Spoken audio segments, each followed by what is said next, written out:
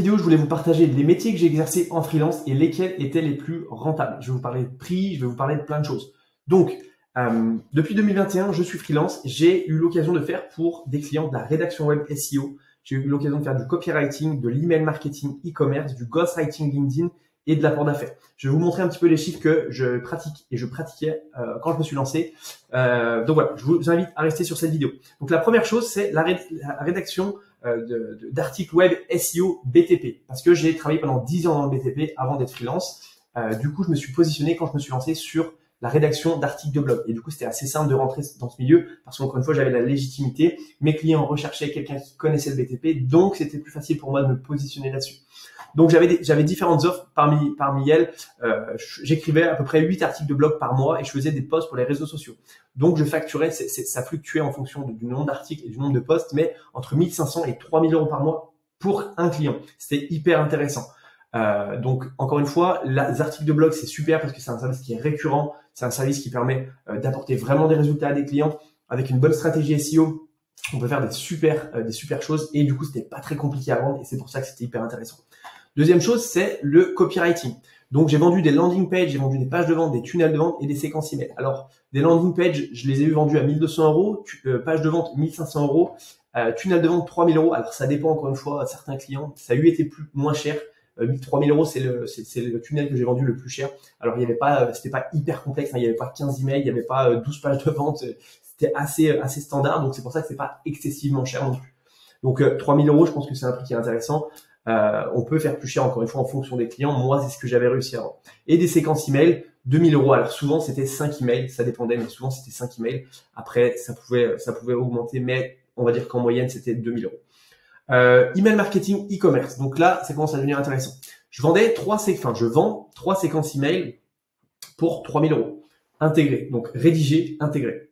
4 séquences email, donc un pack de 4 séquences email, on était sur 3200 euros. Un setup complet, donc toutes les séquences email nécessaires, on était sur 4500 euros. 2 newsletters par mois, je vends ça 4400 euros, c'est-à-dire 200 euros par newsletter, rédigé, intégré. Audit de compte Klaviyo, donc je fais un audit sur le logiciel d'email marketing de mon client, j'arrive, je regarde tout ce qui va pas, je lui fais des retours et tout ça, je vends ça 1500 euros.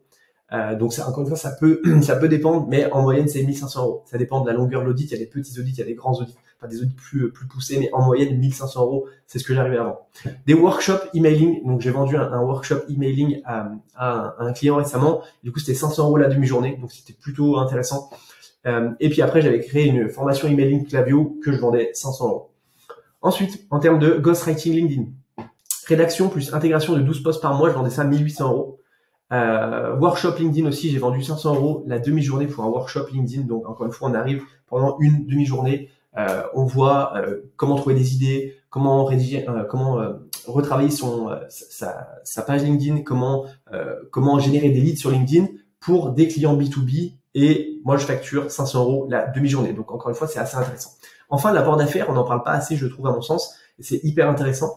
Donc, l'idée, c'est de mettre en relation un freelance et un prospect que je ne peux pas accompagner par manque de temps. Donc, souvent, il y a des prospects qui viennent me voir et qui me disent, voilà, j'aimerais qu'on travaille ensemble. Écoute, je peux pas travailler avec toi, je suis booké à 100%. Ce que je te propose, c'est que je te mette en relation avec un freelance en qui j'ai confiance, en qui je sais qu'il va t'apporter des résultats. En contrepartie, moi, je demande au freelance qui me verse une commission parce que voilà, on apporte du travail gratuitement à une personne. Et donc, j'aime bien dire que c'est 10% du prix du devis. Moi, souvent, c'est pareil. J'ai des collègues freelance qui ont trop de travail et qui m'ont envoyé du travail, des clients, et du coup, je leur versais 10 euros du devis que j'avais créé pour ce client en question. Donc, l'apport d'affaires, c'est hyper intéressant parce que du coup, ça permet de pas faire grand chose et de récolter quand même des fonds alors qu'on fait juste une mise en relation. Donc, l'apport d'affaires, c'est intéressant. Maintenant, quel est le service le plus rentable selon moi et le plus facile à vendre? Donc ça aussi c'est intéressant, c'est le plus rentable mais aussi le plus facile à vendre parce que rentabilité et si c'est hyper compliqué à vendre derrière, c'est pas l'idéal. Donc moi j'ai voulu faire un peu un ratio de ce qui selon moi était le plus facile à vendre dans mon cas et peut-être dans votre cas aussi. Donc le premier service le plus facile à vendre et le plus rentable, c'est les séquences email in e-commerce. Pourquoi? Parce que les e-commerçants comprennent l'importance d'investir dans une stratégie emailing e-commerce. Ils investissent une fois et derrière ça tourne pendant des mois et des mois. Récemment, j'ai accompagné un client j'ai accompagné un client qui m'a payé 5000 euros pour faire, 4500 euros pour faire un setup complet de son emailing. Aujourd'hui, chaque mois, grâce à ce que j'ai créé pour lui, il génère 80 000 euros attribués à l'email marketing. Donc chaque mois, grâce aux emails que j'ai créés, il fait 80 000 euros chaque mois. Donc c'est hyper rentable et c'est du coup assez facile à vendre parce que ils arrivent à se projeter, à se dire ok, j'aime bien dire que je mets 1 euro, derrière je récupère 10 euros. Donc forcément c'est rentable. Donc ça c'est assez facile à vendre et on peut faire des jolies marges dessus. Deuxième service le plus facile à vendre et le plus rentable selon moi, c'est la rédaction web SEO. C'est pareil, le SEO, on comprend l'importance du SEO.